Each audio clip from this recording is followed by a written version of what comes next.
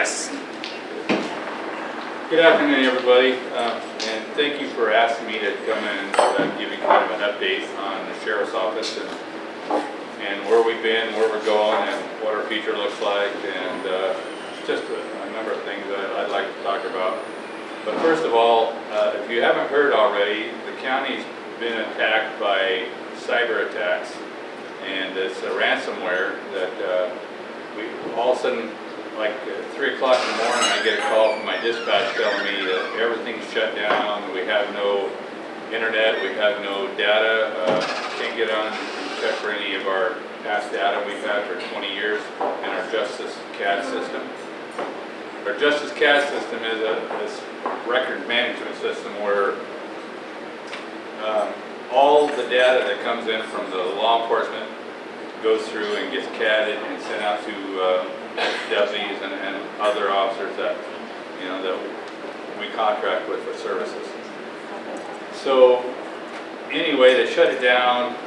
Came in the next morning and found out that we had no internet, our computers wouldn't work, and we could not access anything. The only thing we had really was telephone access. And so we immediately tried to go in and contacted IT, our service that came in and discovered it was a ransomware. Well, unfortunately, this is a ransomware called a company called Royal, and they've been doing this all over the United States. Apparently, they've done it to Dallas, Texas, San Bernardino. Apparently, I heard they shut down hacked a nuclear power plant. I'm not sure quite where that's at. And then they asked for ransom. Well, a lot of people, to unlock the data and maybe give it back, well, a lot of people, a lot of companies apparently have paid the ransom just to get their data back and get it up. But our thing is, these people are terrorists, and they're criminals. We don't pay criminals anything for our stuff. So I've had conversations with our commissioners, and they contacted the FBI and other agents. Right now we have a bunch of technicians, IT technicians from around the state coming in and trying to help us get back online. I don't know when that's going to be, and I don't know what the cost is going to be, but I can tell you it's going to be astronomical by the time we get back up and running. The equipment we have to supply or replace or whatever. But whatever you do, it's going to cost money, because you either pay the ransom and then keep paying for that. You can't trust these people. If you do pay it, they still have your information. They still encrypt it and keep charging you for it, or maybe not giving you everything. We understand if we don't pay that they're going to sell all our information on the dark web. That's what we've been told. But so that's where we are right now. IT is from around the states here helping us trying to get up and running. So, and I can't really go into any more details than that.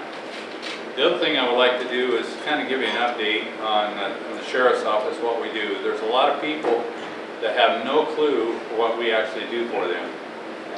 Public safety has got to be the #1 priority in our county. I spent my life, well, almost 32 years protecting this county. Half of my life I've dedicated to the Sheriff's Office. I started when I was 33 years old. I had a full head of dark hair. Well, you can see what happened. And I'm starting to look a lot like Carl. But anyway, I wanted to kind of go over some of the programs that we do, and people have no clue, exactly everything we do. And I wrote a lot of things down, so I wanted to read off it so I don't miss anything. But this is just a snippet of what the Sheriff's Office does. The sheriff is, which is me, the chief law enforcement officer of the county, and is responsible for providing public safety to all citizens and visitors to our county, regardless if it's It's in the incorporated or the unincorporated areas. The office is commanded by the sheriff and overseen by the captain, who is the second in command. My captain is Phil McDonald. He came from Lake County. He was a sheriff over there for 12 years. And then when he didn't make his last election, I offered him a job over here as a deputy. He gladly came over and took it. And then it wasn't long after that, about a year, I promoted him to my second in command. So, He's our son-in-law. oh yeah, we knew that. We have 2 corrections sergeants and who supervises the corrections deputies and a lieutenant in the jail. The lieutenant, Joel Hensley, is the jail commander, works directly under me. We have 2 corrections sergeants who supervise corrections deputies. We have a patrol lieutenant and 2 patrol sergeants who supervise patrol, 2 detectives, and the reserves. We currently have 4 parole probation deputies, which include the lieutenant, who is Dave Denny. He's been there a long time, and he's in charge of the parole probation department. We have 9 dispatch positions, which includes a lieutenant and a dispatch sergeant who supervise the dispatch centers and employees. We have a sergeant who supervises a Marine division, the Forest Patrol, some Road Patrol, and the Search and Rescue program. I'm sure you all know about our Search and Rescue program. We're pretty well known that, and Carolyn's part of our group, that, so she's a great supporter of our sheriff's office, and I'm sure you all are. When you all start walking in and go, I know her, I know him, I know them. So it's good that, you know, the relationships that I've built over the years, not only through my county, but throughout the state with other sheriff's office. Anytime I needed something or they need something, they put it out on a listserv and sheriffs just throw all their resources towards it. In fact, I put an email out to the sheriff's office, and I got some IT out of some of their officers sent down to us to help us with our problem with the ransomware.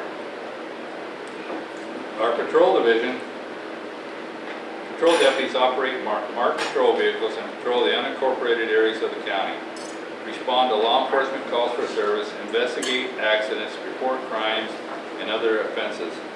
They prepare incident reports, make arrests, issue citations, respond to emergency medical calls, pending arrival of EMS personnel, and generally preserve the peace and safety of the public. Road deputies currently serve in excess of 90% of all, they serve all 90% of all civil papers. Serving papers severely reduces the amount of time that a deputy has to conduct follow-up investigations or engage in preventative patrol, but the civil process is a mandate for one of our mandates for the sheriff's office.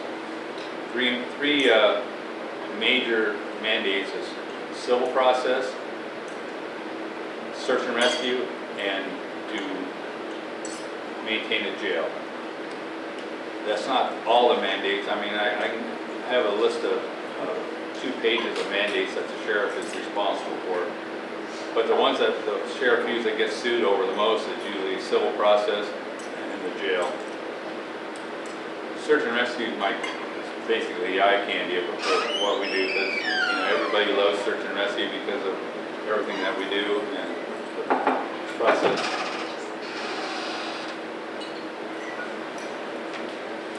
I have 2 detectives. You know, when I started, we didn't have any, just 1 detective, and it's kind of a part-time, and we kind of rotated through. Right now I have 2 detectives.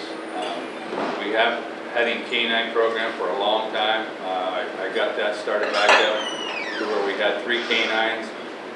Right now, we retired one, and one of the deputies had moved back to Woodburn.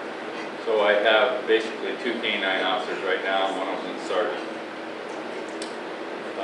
Measure 110 really took effect on what we can do with our canines, because of they basically Measure 110, if you realize, it kind of legalized methamphetamine and heroin. People can have it and not be in trouble. So it's it's a never-ending problem that we're dealing with. The dogs can detect narcotics, but they can't tell the amounts, and it's legal to have certain amounts of that stuff now.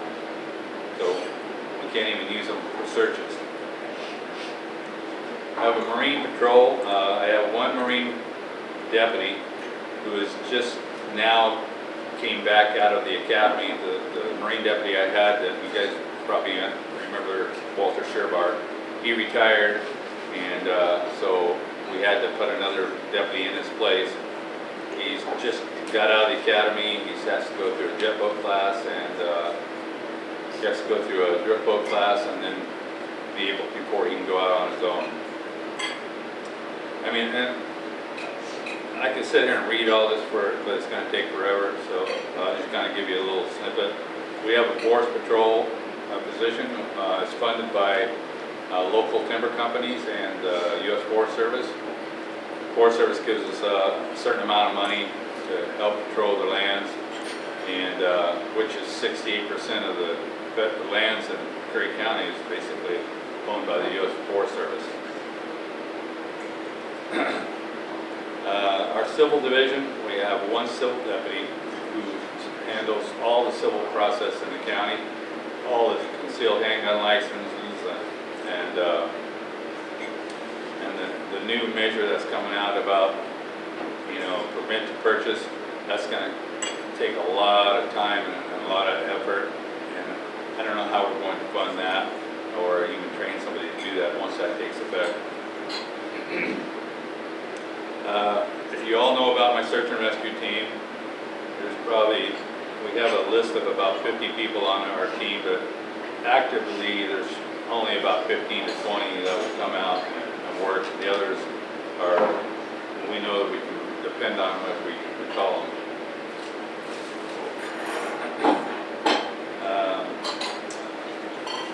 The jail is the hub of our public safety. If we didn't have a jail, we would have no public safety. I mean, there's no place to, if the jail failed or for some reason we didn't have one, we'd have no place to bring our prisoners to, so it would all be a cite and release. And it's one of the most expensive things that the sheriff's office has to provide because of the, you know, the people that we bring in that have medical conditions. We have to care for them. We have to pay for their medical costs, and it really runs up a lot of money. And the food costs. I mean, it's over $100,000 a year just to supply the food. And we have a 35-bed jail, and usually we kind of average between 30 and 35 people at any given time. We run our 911 dispatch center. I have a list here of everything that they do, and it would take me an hour to read that to you. But like I say, there's a lot of things that the citizens of our county don't know what we actually do. But our dispatch center, they take all the calls, they dispatch deputies, they are in charge of the records management system. We also dispatch for different agencies. We dispatch for Gold Beach PD, the fire department, the ambulance, and Port Orford City. So anyway, I don't want to take up too much more of your time, and I have another meeting I got to get to that's involving this investigation going on. I was in the middle of the budget process, our first day of it, and it's not looking good for us, but we'll do the best we can to provide public safety for everyone we have with the resources we have, and that's all I can promise. I pride myself in being able to acquire things, and that's what I mentioned about, you know, the relationships that you build and the support that you gather. That's how I ended up with, you know, the snowcat. A couple years ago, I was able to buy a snowcat for almost $200,000 to be able to go up and rescue people up in the snow. It's paid for itself over and over by the lives that we've saved. with that. And it didn't cost the county really any money because it came out of Title III funds.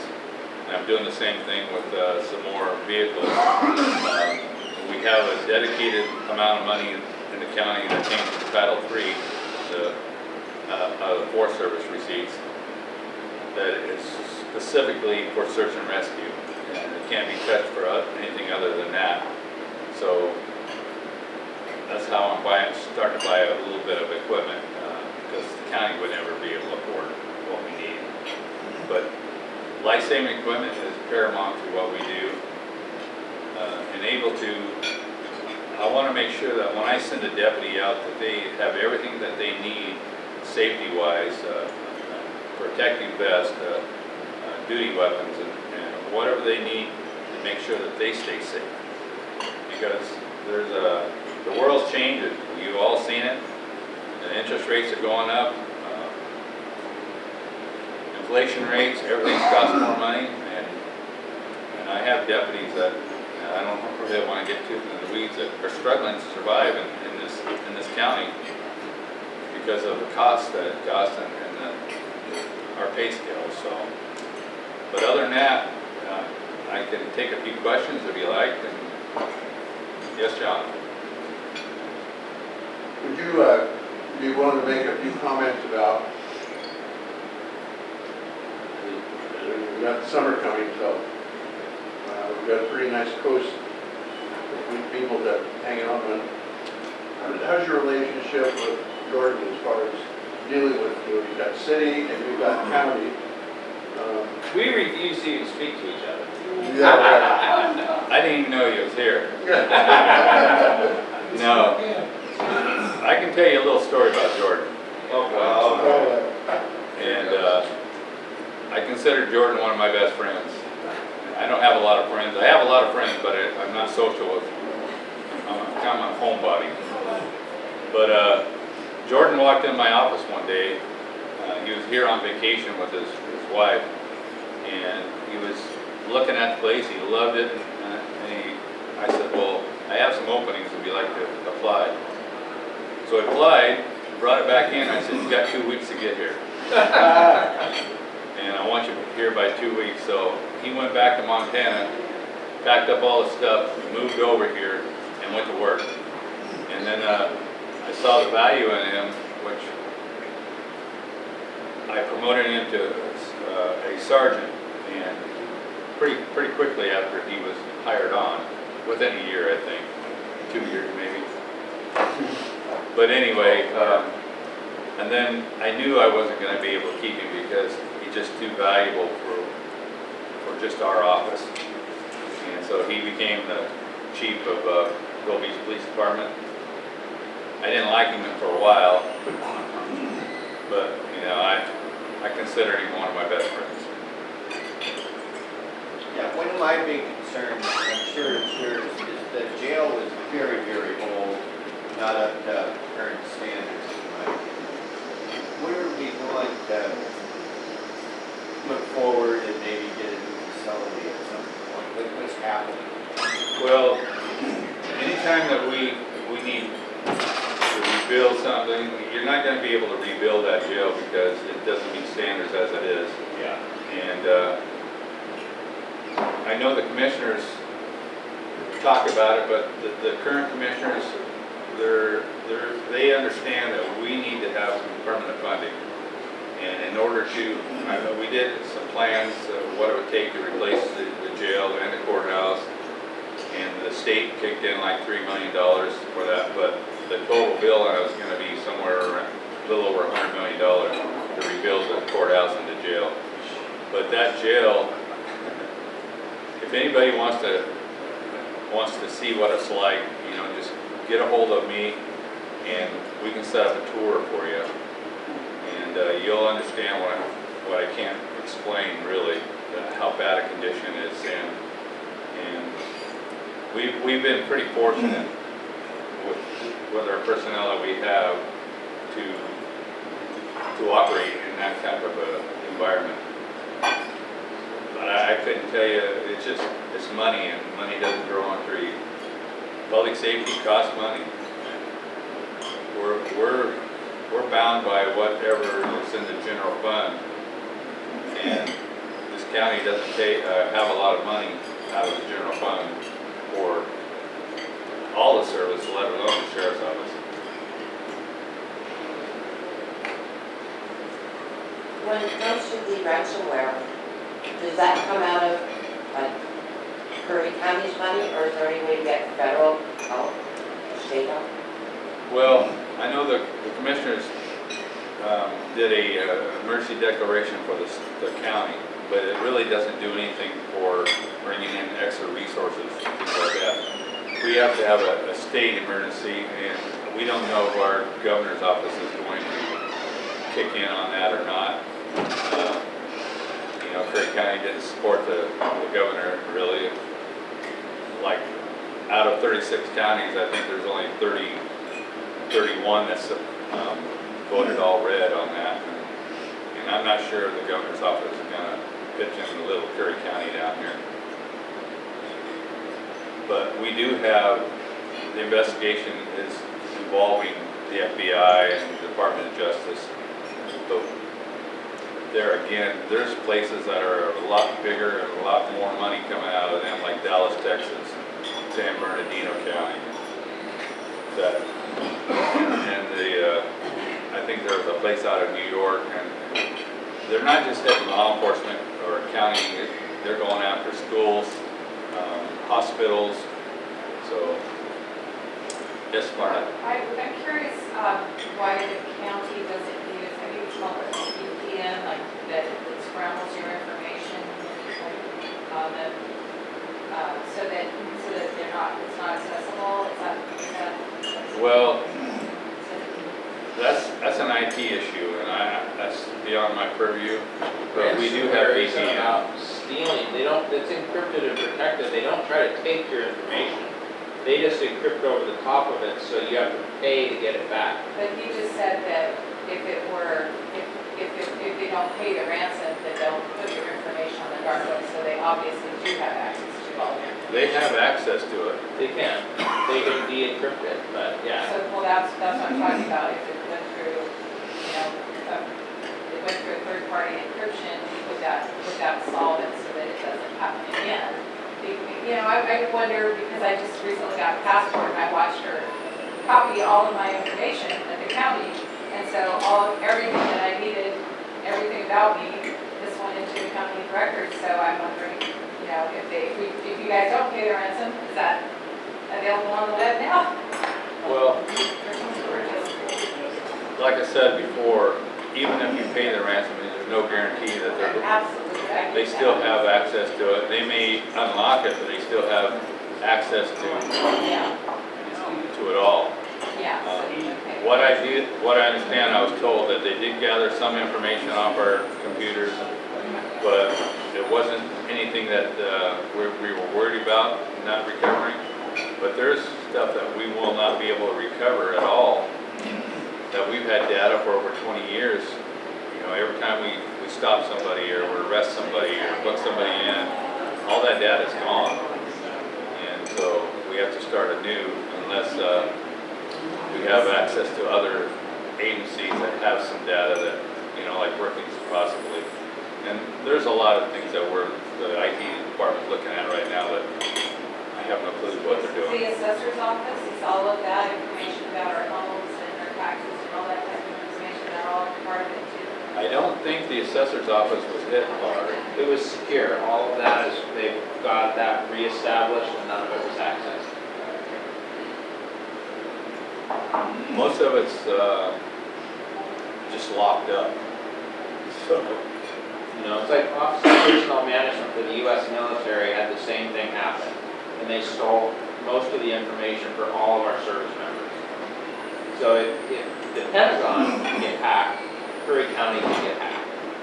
So we do the best to protect it, and they can de-encrypt some of it, because some of it's going to be older, wasn't as encrypted, but you know, the systems are in place to protect it as much as possible. There's not anything that we could have been doing differently that would have kept us out of this. We're really at a victim position we're not IT professionals, we have contract IT services, but if we're at a slight disadvantage. That was just in the most recent update. I've got a little more information than just today.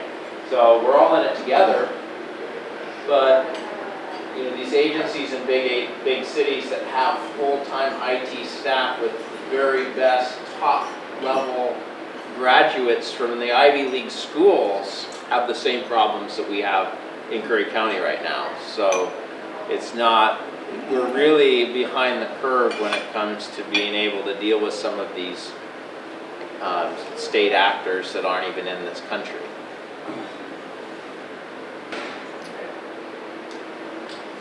Anything else? Yes, Carolyn? These bad guys, have they ever been known to do anything bad with their information? Have they ever what? Have they ever used this information, like from the military or from agencies? You know, I don't know. This company hasn't been around a long time. It's new and it's all ran on our artificial intelligence. I think some of the stuff that when they send it out, it would take mathematicians and IT people many hours to try to figure it out when our artificial intelligence can do it in 10 seconds.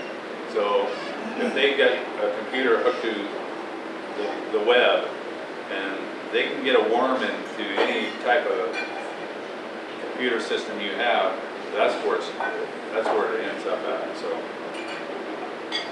I don't have a lot of information on IT, or I'm not an expert at it whatsoever. I'm learning as we go every day, just like everybody else. I just know how to arrest bad guys.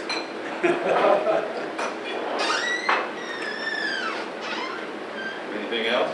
I want to thank you guys for allowing me to come in and speak to you today. If you have any questions, concerns, whatever, don't hesitate to give us a call. And if you do want to come in and take a tour of our jail, I'll set that up with Lieutenant Joel Hensley, and we'll get you kind of a bird's eye view of what we deal with on a daily basis. Thank you. Thank you.